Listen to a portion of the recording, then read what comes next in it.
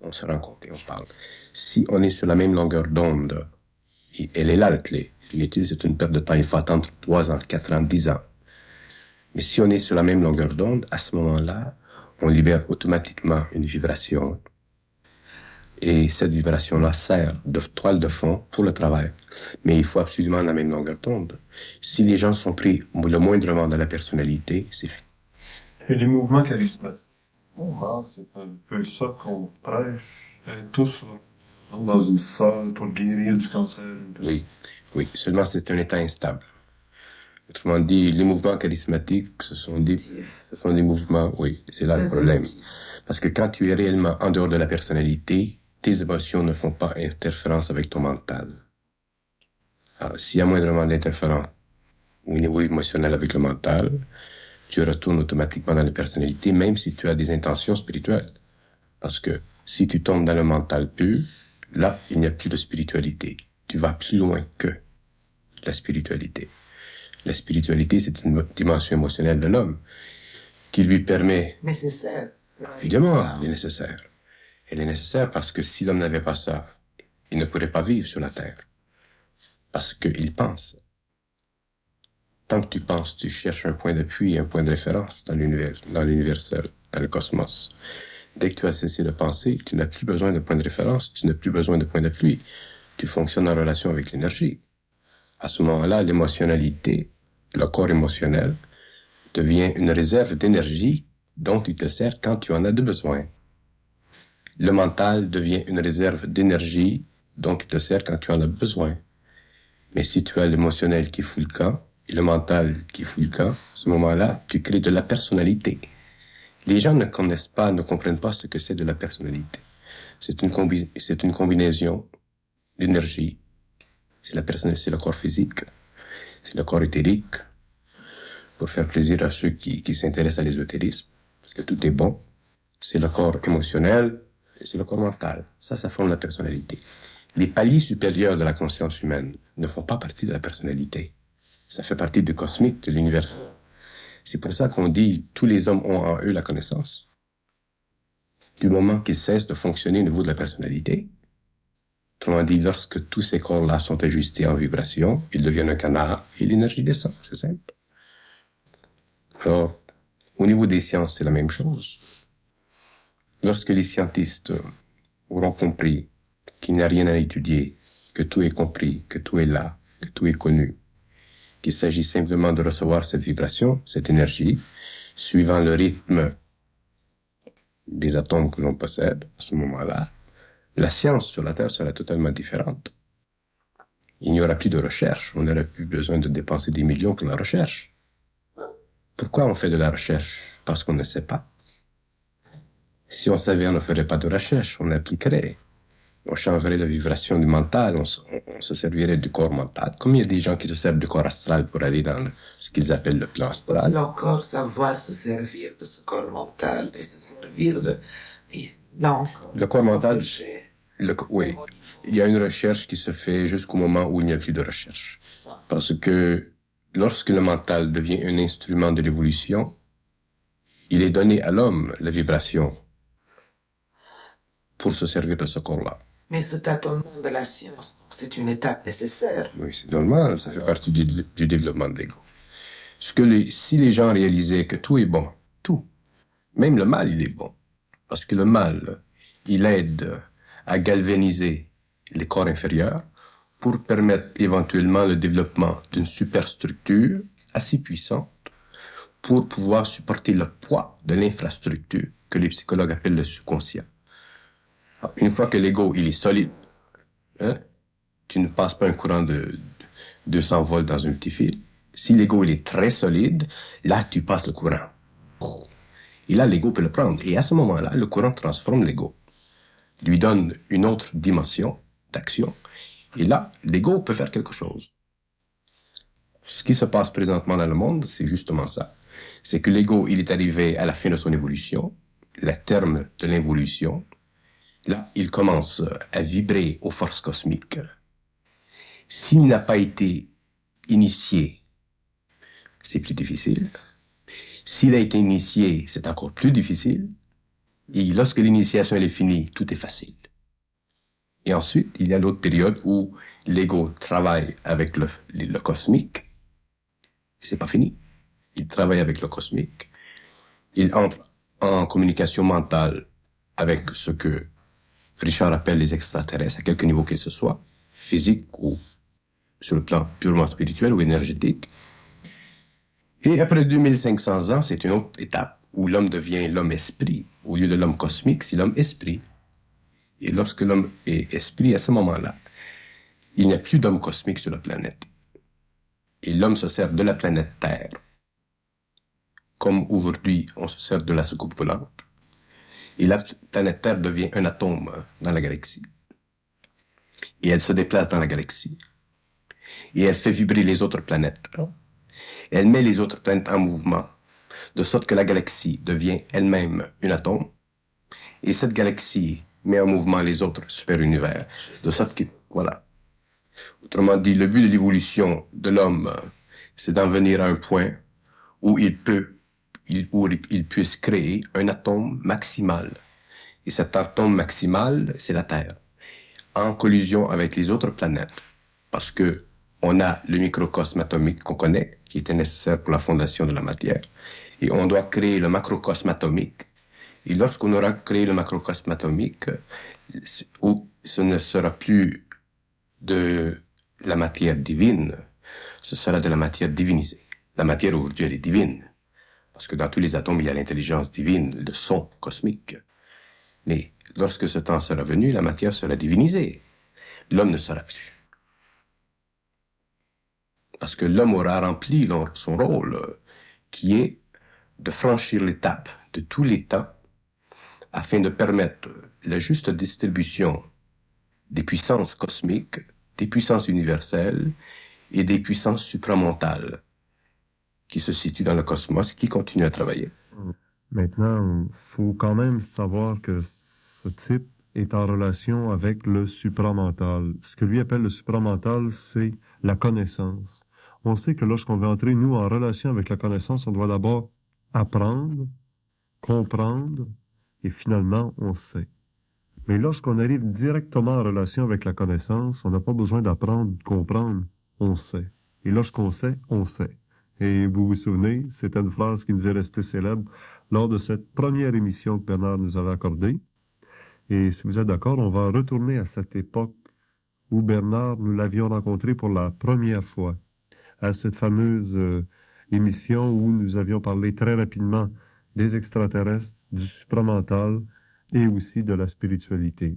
On a entendu parler tantôt de nous dire que finalement, après la spiritualité, l'homme du nouveau monde, c'est nous autres, on doit passer à une étape supérieure qui s'appelle, d'après lui, le supramental. Alors retournons à cette première émission, cette première rencontre que nous avions eue avec Bernard de Montréal. Le mental est une dimension cosmique, c'est un mental prépersonnel qui ajuste les pensées humaines.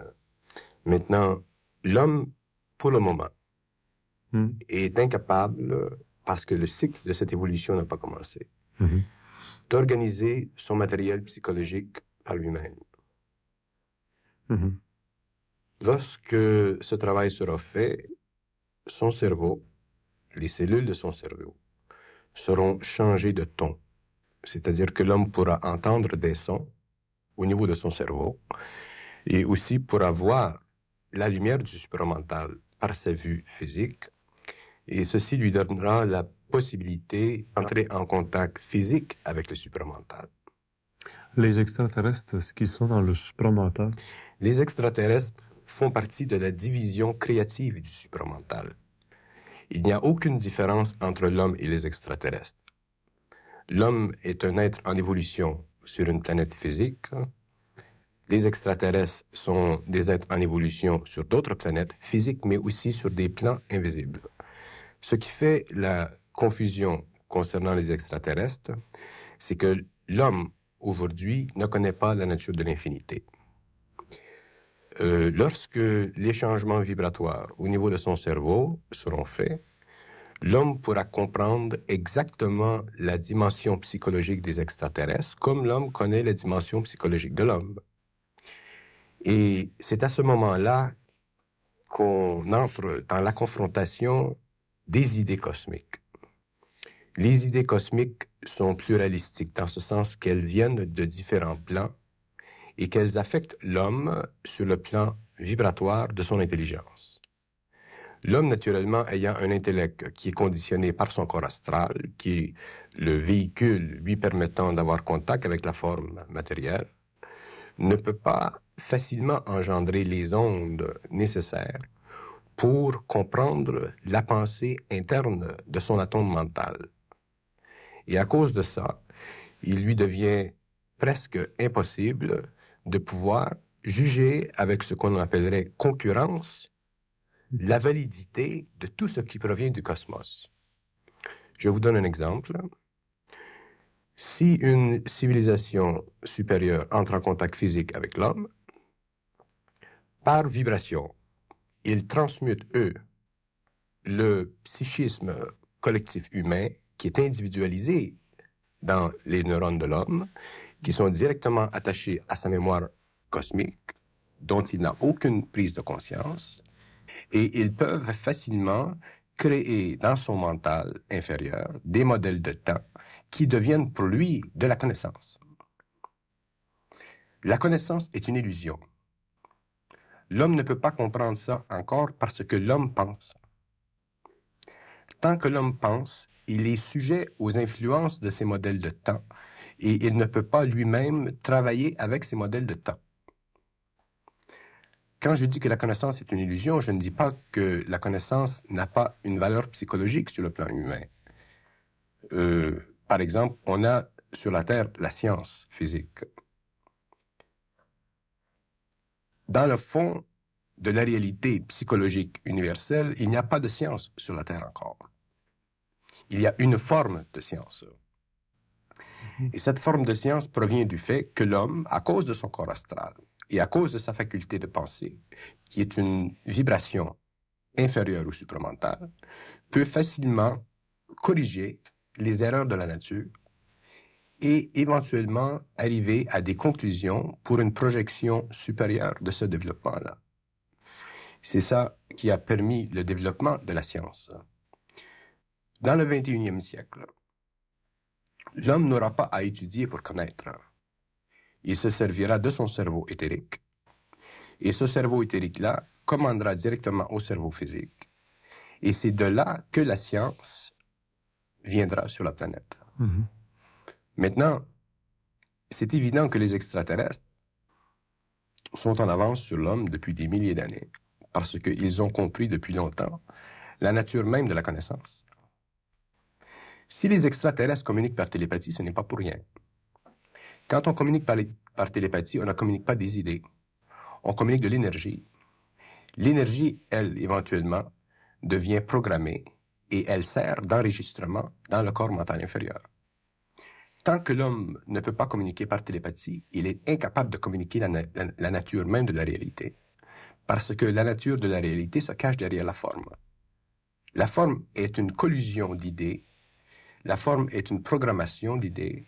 Et elle sert simplement à permettre le début d'une évolution cérébrale chez les planètes, dans les planètes, afin d'éventuellement amener les êtres en évolution à la connaissance de l'infinité. Autrement dit, je dirais que la forme et l'infinité sont frères et sœurs. Si je parle d'infinité, je ne parle pas de symbole, je parle d'un état d'esprit. Parce que l'infinité, c'est un état d'esprit, mais dans lequel tous les aspects de l'homme, tous les niveaux de sa conscience, jusqu'au supramental, sont actifs. Les mathématiciens, aujourd'hui, ont développé le concept de l'infinité, le symbole de l'infinité, parce que ce concept-là devenait nécessaire pour eux, afin de projeter ce qu'ils connaissaient vers une dimension qu'ils ne pouvaient pas reconnaître. Alors, ils ont développé ce symbole-là, et c'est un symbole extrêmement important en sciences ou en mathématiques. Mais au niveau de la science cosmique, au niveau des forces de la lumière, l'infinité n'est plus une projection mentale ou un symbole. L'infinité devient un pouvoir de déplacement. Le déplacement dans le cosmos se fait de plusieurs façons. Si on part du niveau le plus élevé, qui serait le niveau du supramental, le déplacement se fait par la lumière. Si on part du niveau physique extraterrestre, le déplacement se fait par la conjonction de la lumière avec le mental organisé de ces êtres. C'est-à-dire que s'ils ont besoin de se déplacer, ils créent une forme qu'on appelle, nous, une soucoupe volante.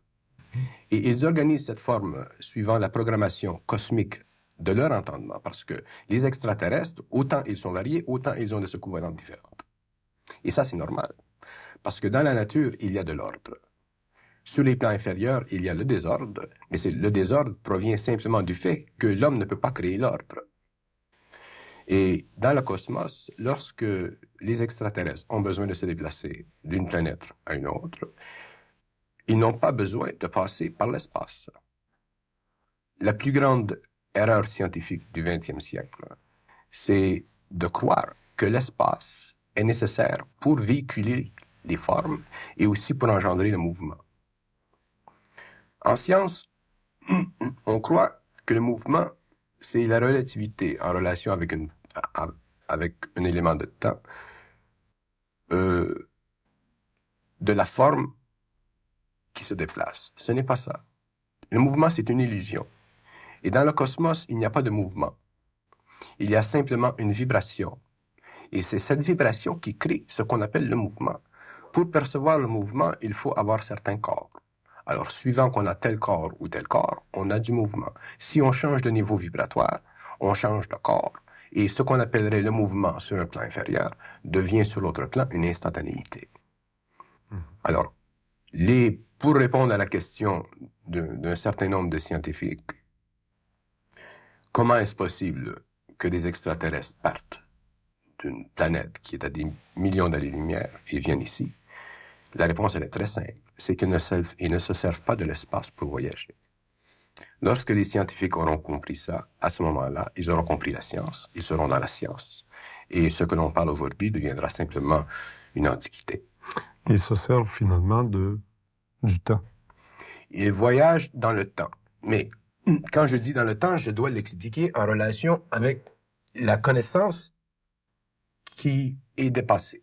C'est-à-dire que tous les concepts humains, quels que soient ces concepts, sont sujets au conditionnement humain. Si je demande, par exemple, excusez-moi, si je demande à quelqu'un, qu'est-ce que c'est de l'espace? Qu'est-ce que c'est du temps? Qu'est-ce que c'est la gravité? On va me répondre en relation avec les données que l'on a au niveau de l'expérience humaine. Mais le temps dans le cosmos, c'est pas la même chose. Et l'espace dans le cosmos, c'est pas la même chose. L'espace, cosmiquement, c'est un engendrement instantané de la vie. L'espace, c'est une limite imposée par la vie pour contenir la forme. Le temps dans le cosmos, c'est une réorganisation aussi instantanée de la matière supramentale à travers les différentes vibrations lumineuses. C'est pour ça que dans la science extraterrestre, on se sert du temps pour voyager. On se sert de l'énergie de la lumière à l'intérieur du temps pour créer les formes nécessaires au déplacement. Et on se sert de l'espace pour matérialiser la forme. On se sert de l'espace. Pour limiter cette forme. Mais oui. Parce que si on ne limite pas la forme, à ce moment-là, il y a le conflit entre l'invisibilité et la matière. Et ce serait absolument impossible à ces êtres-là de venir sur le plan ici. Ça reste comme l'astronaute américain qu'on voit sur la Lune, ce type qui est capable de se dégager de l'atmosphère terrestre, de se dégager finalement de notre monde où on est un peu prisonnier de la planète Terre, de l'atmosphère terrestre. On dit que tout est cyclique. On sait que les civilisations les plus anciennes ont commencé par l'Orient.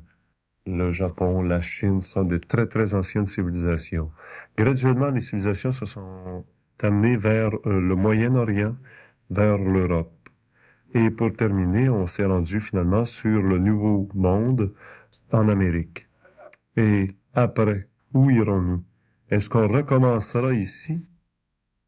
C'est pourtant bien clair. C'est qu'une fois rendu en Amérique, c'est là où les hommes ont fait le pas vers l'univers, puisque c'est d'Amérique qu'est parti les premiers astronautes qui sont allés sur la Lune. L'extérieur est comme l'intérieur, et ce qui se vit extérieurement sur la planète représente à la fois l'évolution intérieure. Ce que je veux dire, c'est que si on a fait le tour de notre globe et qu'on arrive au bout, dans ce nouveau continent, dans ce nouveau monde, où les gens ont extérieurement appris à quitter la planète, là où ils étaient prisonniers depuis des millénaires, par les fusées se rendre sur la Lune et bientôt sur d'autres planètes et probablement aussi un peu plus tard, mais quand même, dans d'autres systèmes solaires, c'est un côté extérieur visible d'une réalité qui cache à l'intérieur aussi une possibilité à l'être humain de s'évader de son corps dans lequel il est prisonnier, relativement prisonnier. Alors pour pouvoir le quitter, il faut être capable d'aller au-delà des réalités visibles pour tomber dans l'invisible, au-delà des réalités intellectuelles limitées dans des formes pour aller dans le supramental, aller au-delà de toute forme de spiritualité. C'est à peu près ça qui anime Bernard. À la maison, il y a environ un an, je le recevais dans un groupe d'amis. Et ce soir, on rajoute à ses amis qui étaient dans le salon à la maison votre participation dans le domaine de l'ésotérisme. Est-ce que déjà il y aurait des personnes qui ont des commentaires à passer ou des questions à poser? Je l'ai mentionné à plusieurs reprises, quand on pense, c'est quoi la réponse? Penser, c'est une illusion de l'ego. C'est une illusion nécessaire parce que l'ego a besoin de se reconnaître en lui-même comme étant un agent actif et créatif au niveau de son existence. Lorsque une scission est faite entre l'ego et les plans de la conscience supérieure, c'est-à-dire que lorsque l'ego réalise qu'il y a en lui un autre niveau de conscience auquel il appartient, sa faculté de penser est automatiquement diminuée, graduellement diminuée, parce que le taux vibratoire de son corps mental est augmenté, de sorte qu'éventuellement, au lieu de penser, il communique. Si vous étiez à la maison un soir, calme, si vous mangiez du Rice Krispies, et tout à coup, vous commenciez à penser à des choses dont vous n'êtes pas habitué. Supposons que vous êtes un menuisier, un homme simple. Et tout à coup, vous commencez à penser à la 5e dimension. Vous commencez à parler dans votre tête. Vous commencez à réduire les théorèmes. Vous commencez à comprendre la nature de l'atome. Et que vous avez une bonne femme. Et vous commencez à lui dire ça. Automatiquement, et en plus du changement vibratoire chez vous, votre femme va suggérer qu'on vous amène à l'hôpital. Alors, les lois de la nature sont très équilibrées. Il n'y a rien de pressé. Et lorsque l'homme entre en contact avec le supramental, où il doit reconnaître éventuellement l'illusion de la pensée subjective, ça se fait graduellement. Et petit à petit, il se fait un accord entre son ego et sa conscience supérieure.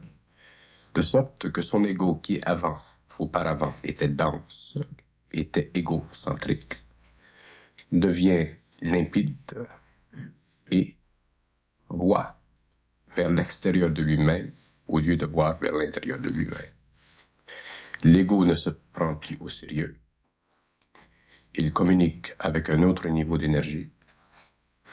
Et par le fait qu'il communique avec un autre niveau de conscience ou d'intelligence, qui connaît tout, il peut bénéficier de cette connaissance totale et se connaître et connaître les autres.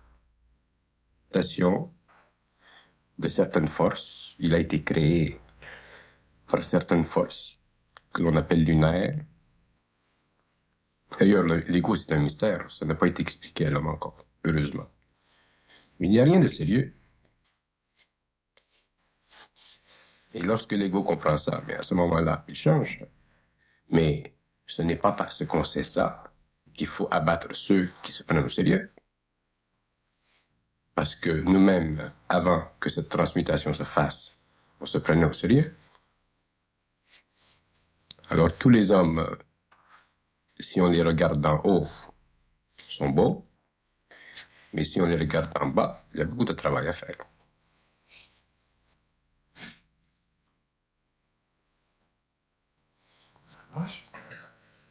Après l'émission, quand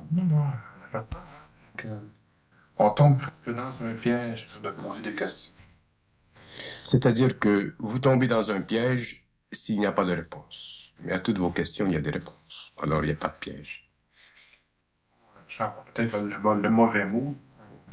C'est une impression qu'on se ramène un plan qui n'était pas dans l'émission. C'est-à-dire, mental, si tu veux. Intellectuel. Oui. Ok. Alors, si au lieu de poser une question, tu veux passer un commentaire, tu dois avoir une impression suite à Ouais. l'émission. Moi, mon impression, c'est que j'ai juste le goût d'être au niveau de l'émission, dans ce sens, des vibrations. En tout cas, quand je t'ai écouté, j'étais parti. Ça, c'est sur le plan vibratoire. Ouais. Mais il n'y a rien qui empêche de parler. Parce que lorsque l'on parle, on exerce un pouvoir, plus ou moins petit, plus ou moins grand. Et ce pouvoir est un pouvoir vibratoire qui provient du supramental. Tous les hommes ont en eux du supramental. Et si les hommes sont assez évolués pour ne pas faire obstacle à ce courant d'énergie, à ce moment-là, que ce soit question ou réponse, c'est très valable. Parce qu'il y a un mouvement d'énergie qui se fait. Sur le plan cosmique, les réponses et les questions sont les mêmes. À toute question, il y a une réponse. À toute réponse, il y a une question. Maintenant, si on fonctionne sur le plan mental ou supramental, à ce moment-là, on ne peut pas demander des questions parce qu'on connaît toutes les réponses. Alors à ce moment-là, la curiosité n'existe plus. Mais on peut facilement et avec plaisir engendrer une discussion avec des gens qui ont encore cette faculté. Et c'est à ce moment-là que si on leur donne une certaine réponse qui a un certain taux de vibration, on les aide à devenir de plus en plus supramentales. C'est dans ce sens-là que la communication sur la Terre est très importante. Si les hommes ne parlaient pas, il n'y aura aucun besoin de développer le corps mental. Moi, si j'étais seul sur une île, je changerais de plan. Parce que je n'aurais rien à faire. Mais si j'étais avec quelqu'un d'autre sur une île, je ferais quelque chose. Je bâtirais une petite maison. Je passerais mon temps. Jusqu'au moment où je déciderais de changer de plan. Mais c'est la conversation qui me permettrait ça. C'est pour ça que l'homme, lorsqu'il a été créé, il a été créé en couple. Moi, j'ai une femme avec laquelle je parle. Je ne parle pas de choses occultes. Je parle. C'est très rare d'ailleurs qu'on a des conversations très très avancées, si vous voulez. Mais lorsqu'on a des conversations, de menues conversations, on a du plaisir. Ce qui manque à l'ego. D'ailleurs, ça c'est le plus grand problème de l'homme. Ce qui manque à l'homme, c'est de réaliser que l'autre homme a quelque chose à dire, même si c'est petit. Et lorsque l'homme aura l'humilité pour réaliser cela, il verra que dans la personne qui n'a pas beaucoup de connaissances, il y a un grain de vérité. Il n'y a pas un homme qui ne dit pas la vérité. C'est-à-dire qu'il n'y a pas un homme qui n'a pas quelque chose à dire. Parce que la vérité, c'est une illusion. C'est comme la connaissance. C'est un point de référence. Mais tant que l'on pense, on développe de la vérité. On cherche de la vérité, parce qu'on a besoin d'un point de référence. C'est normal. Si l'ego, c'est comme un bateau. Il a, à un certain point, besoin d'être attaché à un port. Sans ça, il ballotte sur les vagues de l'océan et il risque de se fracasser.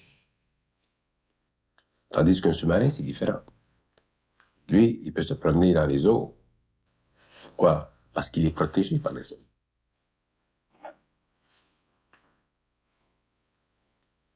Ce que je reproche à l'homme, c'est qu'il ne sait pas écouter son confrère.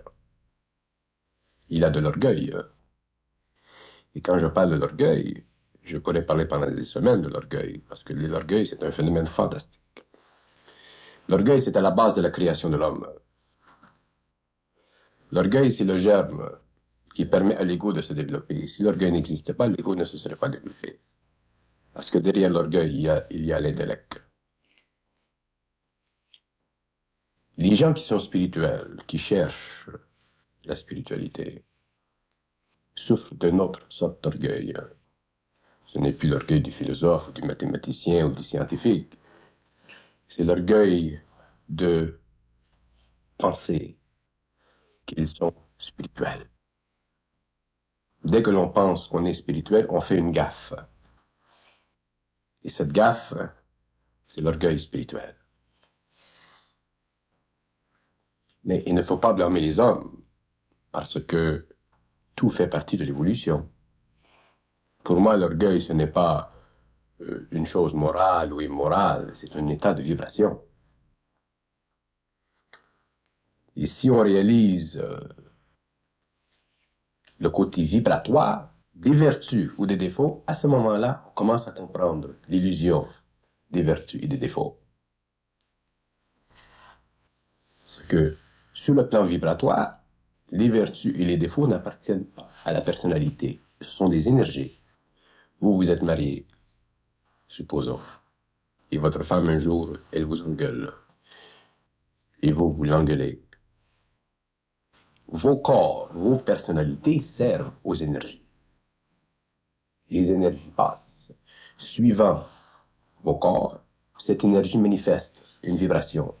Votre femme se prend au sérieux, elle vous engueule, vous prenez au sérieux, vous l'engueulez. Il y a un combat. Une des premières choses en psychologie humaine que l'homme doit comprendre, c'est que lui, il a raison, et l'autre, il a raison. Deux types qui se confrontent en discussion, ils ont tous les deux raison. Je vous somme de prendre n'importe qui ici, dans une discussion quelconque, et je vais vous prouver qu'ils ont tous les deux raison, à ce niveau. Mais ce qui se produit, c'est que l'ego, lui, voit la raison de l'autre de son point de vue à lui, et l'autre voit la raison de l'autre de son point de vue à lui. Alors, il n'y a pas d'autre. Lorsque les hommes et les femmes, en mariage, auront compris ça, il se rétablira dans la vie l'équilibre marital, mais à un autre niveau. Ma femme, elle a toujours raison. Mais il vient un point où ces niveaux de raison, on les accorde. Et là, on voit, si on est sensible aux vibrations, que ce sont les forces qui passent à travers les corps, qui font vibrer les corps et qui créent une manifestation. Et si l'ego est assez sage pour voir à travers ce masque, à ce moment-là, il ne se prend plus au sérieux.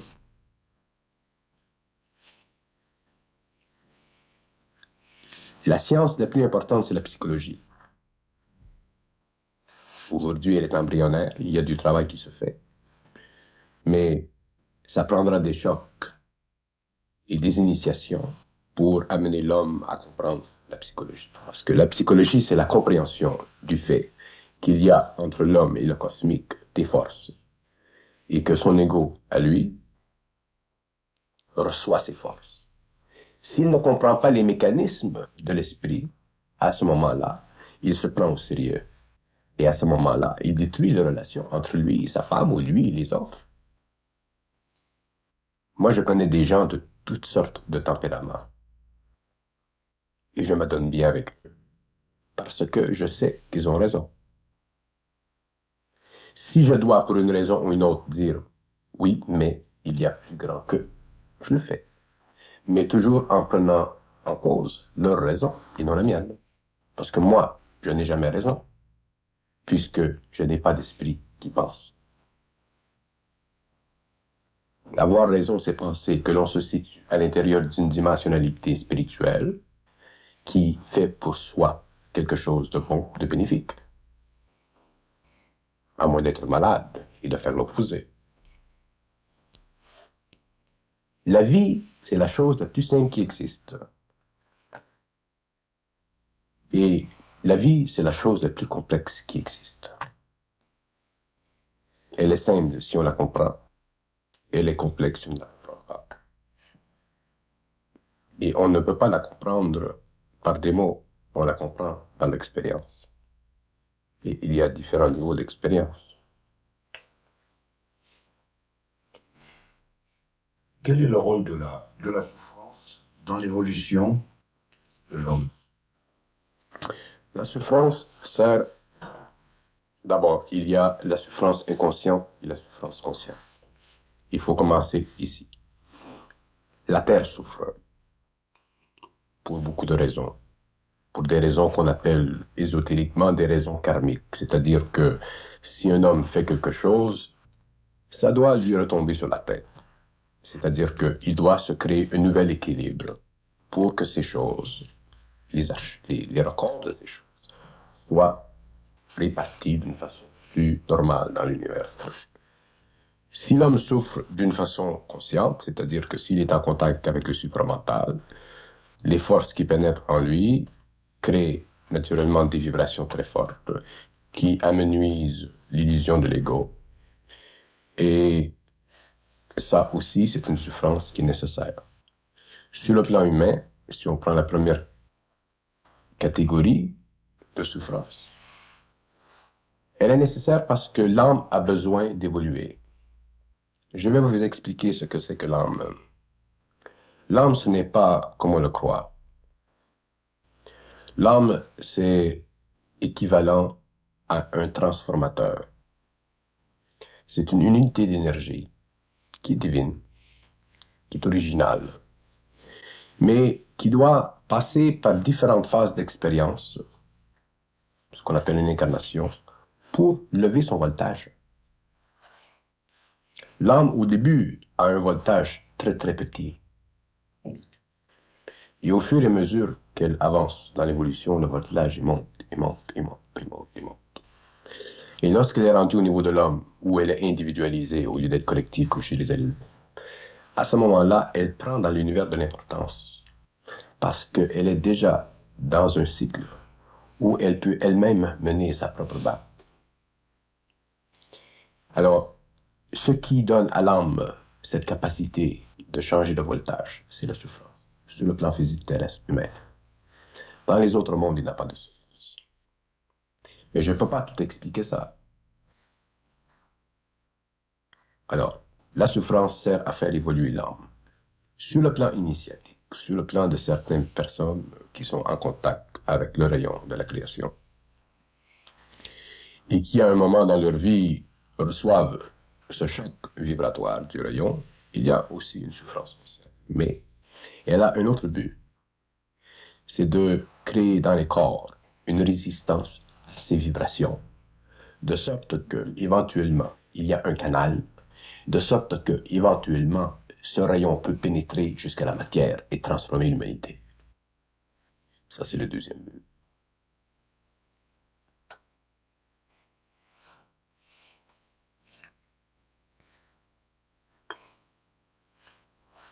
Est-ce que la science de la vie, ce n'est pas une science de l'éther, que l'homme pourra se servir des éthers, il pourra produire une technologie de l'esprit, remplacer la technologie de la matière pour changer son état de vibration?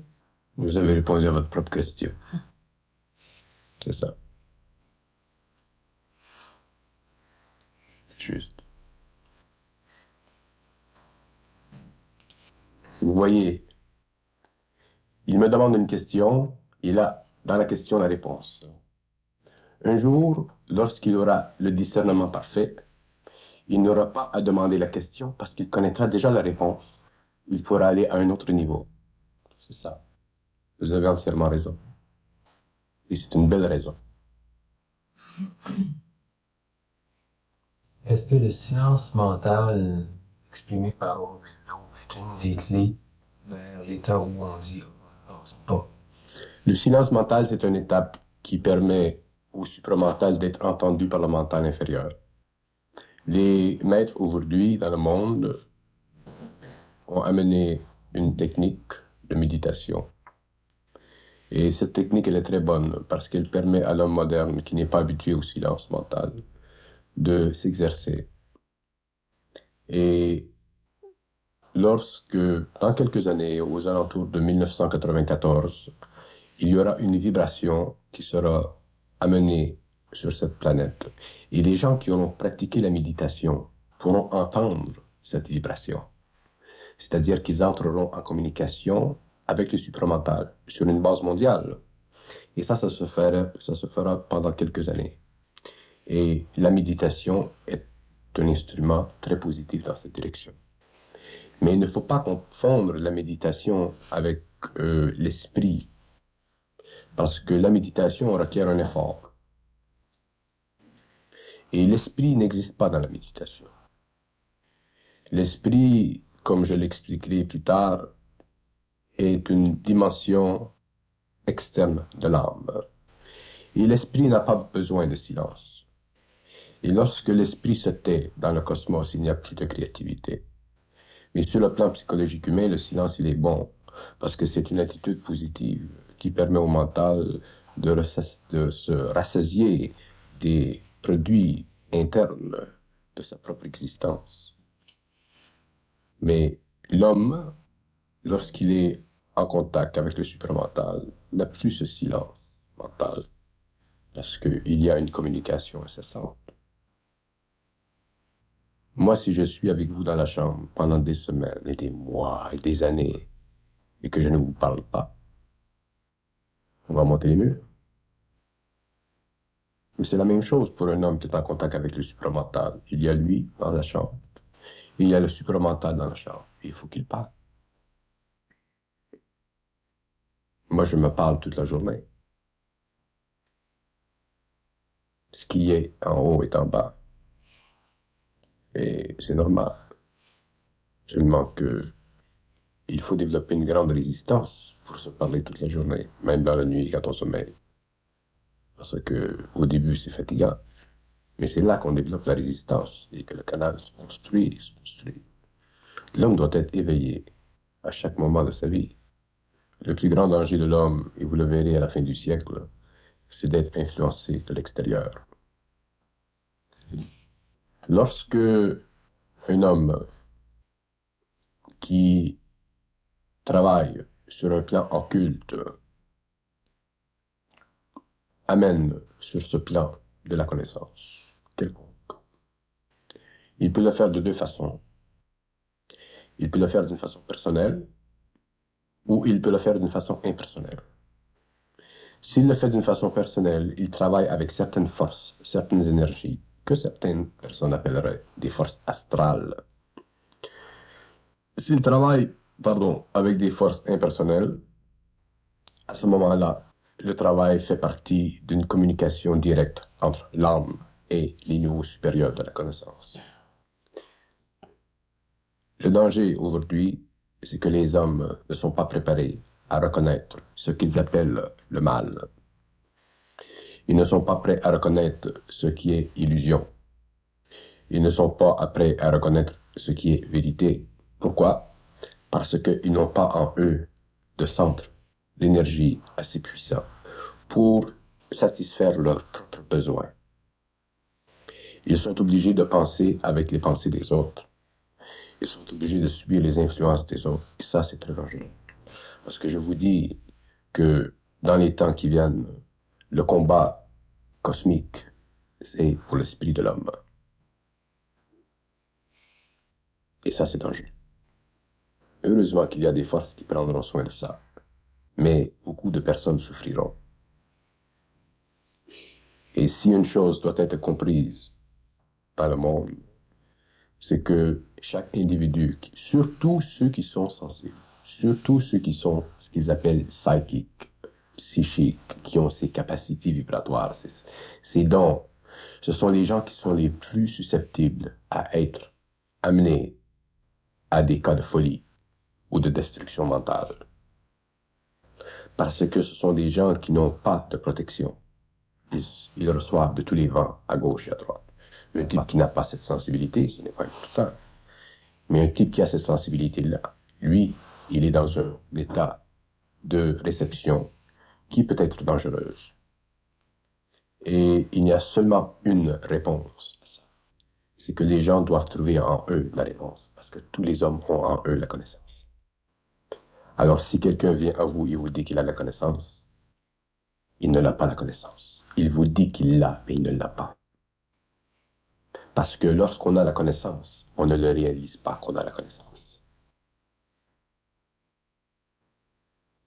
La réalisation qu'on a de la connaissance est une illusion de la personnalité. Et ça, c'est très subtil ce que je veux dire. Dès que l'on pense, on se réalise. Il y a des gens dans le monde qui ont des pouvoirs. Il n'y a rien de plus dangereux qu'un pouvoir. Lorsque l'homme doit se servir de l'énergie pour faire un travail, il le fait. Mais s'il le dit, là c'est dangereux.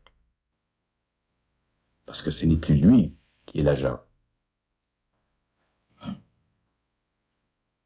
Le discernement, c'est très important. Je vais faire une émission complète sur ça.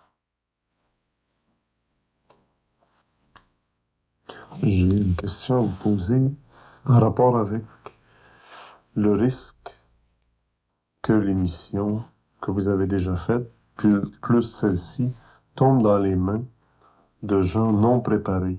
Mais je parle pas des adultes non préparés, car c'est à eux d'en tenir leur propre rigueur, si on veut, mais plutôt par des enfants. Et alors là, je vous demanderais votre opinion, puisqu'on dit que le royaume des cieux est ouvert à ceux qui sont semblables aux enfants. Vis-à-vis de l'éducation, vis-à-vis la façon de préparer les esprits des enfants. Lorsque quelque chose est créatif, il fait vibrer à l'intérieur ce qui est bon. Et automatiquement, il y a une liaison entre la créativité et ce qui est bon. Et ça permet à cet enfant de puiser ce qu'il a de besoin. Parce que tous les mots qui proviennent du supramental sont mesurés. Il n'y a pas d'erreur possible. Et si un enfant va à la télé, il est amené à la télé. Il n'y a pas de hasard. Et vous parliez tantôt du risque des gens qui ont des pouvoirs. Et est-ce qu'on doit croire que l'enfant a des pouvoirs? Dans le sens qu'il peut faire des choses. Dans le sens qu'il a une sensibilité. Tous les hommes ont des pouvoirs. Mais ces pouvoirs-là ne sont pas manifestés parce qu'ils n'ont pas les corps développés pour ces pouvoirs. L'homme est pouvoir. Les enfants qui naissent aujourd'hui naissent dans une confrérie nouvelle sur le plan de l'intellect. Ils ont des parents qui sont souvent ouverts à certaines choses. Les enfants nouveaux, les âmes qui s'incarnent depuis 18-19 ans, ce sont des âmes très évoluées. Et vous ne pouvez pas retarder l'évolution d'un être. Croyez-vous à la présence de ce qu'on appelle les mutants? Les mutants, c'est un concept qui est très intéressant. Parce que les scientistes cherchent à découvrir dans différentes nations ce soit des enfants ou des adultes qui ont certaines facultés cérébrales hyper développées. Ça, c'est ce que j'appelle les mutants physiques. Mais ces mutants physiques-là ont aussi des facultés souvent intuitives très développées, qui sont reconnaissables dès qu'ils entrent en contact avec des gens qui ont de l'intuition développée. Et le concept de mutant, c'est un concept qui est intéressant, c'est un concept purement scientifique, mais il y a certainement une mutation qui se fait, une transmutation. C'est mieux d'employer le terme transmutation que mutation, parce que mutation, ça implique radioactivité, tout ce machin, mais tandis que transmutation, ça implique un rapport avec le bas et le haut. Et c'est réellement du haut que ce changement-là se fait ou se fera chez ces enfants-là, dans la population générale. Mais il y aura certainement une mutation qui va se faire d'ici à la fin du siècle. Parce que c'est la fin d'un cycle. La civilisation humaine ne peut plus continuer. C'est impossible. Alors, il y aura ces enfants, et on s'en aperçoit, moi j'en rencontre de temps à autre, qui ont quelque chose que nous n'avions pas. Ils ont cette perception, cette clairvoyance, ce petit génie. Et ça se développe. Et si ils sont avec des parents qui ont développé avec le temps et qui ont sensibilisé leurs esprits avec les choses nouvelles qui nous sont données à ce moment-là, ce fera des enfants qui serviront à l'évolution de l'homme. Parce que si l'on regarde l'évolution de l'homme, d'ici très peu d'années, l'homme aura été donné ce qui n'a jamais été donné à la Terre. Alors ces enfants feront partie de cette expérience et pourront participer à un patrimoine extraordinaire dans le cadre d'une possibilité évolutionnaire que seulement certaines personnes sur la planète comprennent. Alors nos enfants, il faut les aimer, il faut les aider et il faut aussi les suivre dans leur évolution de sorte que ils ne s'égarent pas parce que l'ego aujourd'hui de l'enfant, il est constamment influencé par d'autres égos et n'ayant pas de point de référence, il veut faire comme les autres. Et l'ego doit en arriver à faire comme lui veut. Il y a des tendances dans l'éducation aujourd'hui, dans tous les pays du monde, qui est très néfaste. Le fameux, je fais honneur à cet homme parce que je le considère comme un des grands hommes du XXe siècle, bien qu'il ne soit pas très connu, Rudolf Steiner. Naturellement, on peut toujours discuter le pour et les contre sur le plan théorique de l'éducation. Mais lorsqu'un homme fait des études dans l'invisible de l'évolution d'un enfant, il est très sûr que, après des années de recherche, il aura découvert des principes de base que les gens aujourd'hui devraient étudier. S'ils veulent réellement donner à leurs enfants une éducation et leur donner une possibilité d'évolution qui est à la grandeur de leur âme. Alors faites attention à vos enfants, parce que vos enfants sont dans un état de grande instabilité vu les influences extérieures.